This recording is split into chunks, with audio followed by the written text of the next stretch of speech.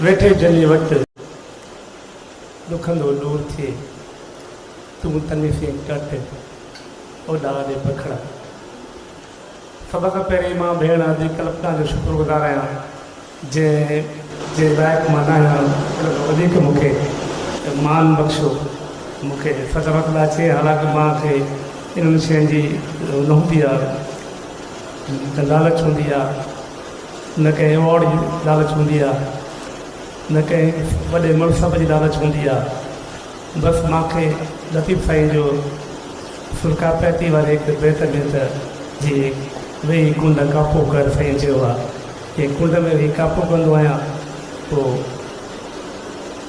अॻियो का कच्छ मानकनि मोट थिए। मुर्शिद साईं जी महिरबानी आहे जेको क़बूल करे थो, जेको गफ़ ॾिए थो, जेको वाट ॾिए थो।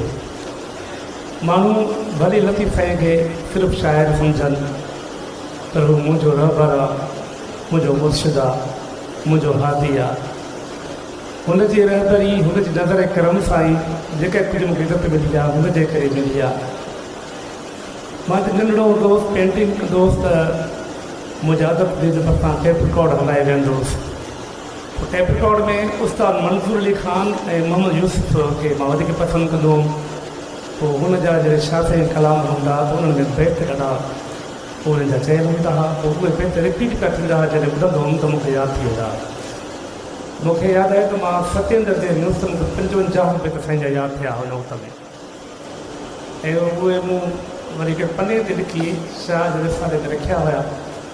उनजा सिर्फ़ु मुंड पहिरीं सिखा या पहिरियां 2 अखर त जीअं रिपीट थींदा रहनि उहे शयूं विसरनि न मूंखां।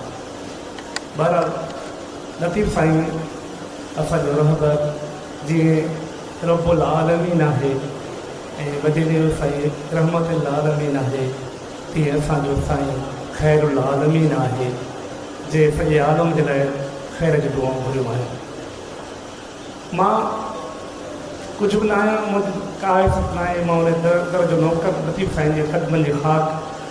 मां इन फील्ड में यारनि सां गॾु मुंहिंजे कॾहिं कॾहिं कचरियूं थींदियूं आहिनि।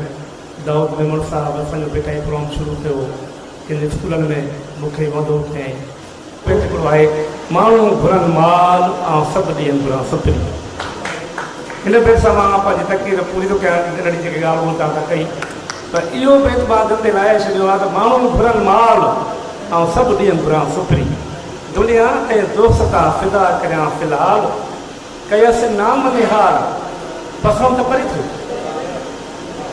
पोइ बाल जे करे त हर कोई आहे, पर जॾहिं महबूब घुरिजे त इहो मज़ो ईंदो आहे। माण्हू घुरनि माल ऐं सभु ॾींहं घुरां सुपिरी। शल मुंहिंजी इहा लतीफ़ साईं खे लफ़्ज़नि वारी दुआ मालिक वटि क़बूल हुजे। महिरबानी।